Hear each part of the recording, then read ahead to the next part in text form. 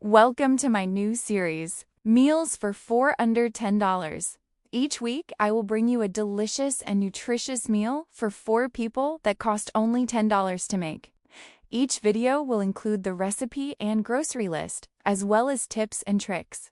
This week, we are making chili with beans and corn topped with a golden cornbread. It is a complete meal, but if you want, you can add a side salad.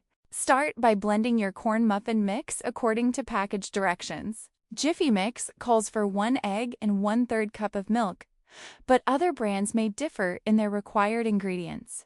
Mix well to fully incorporate the egg. Next, open your cans of chili, beans, and corn and add them to a casserole dish.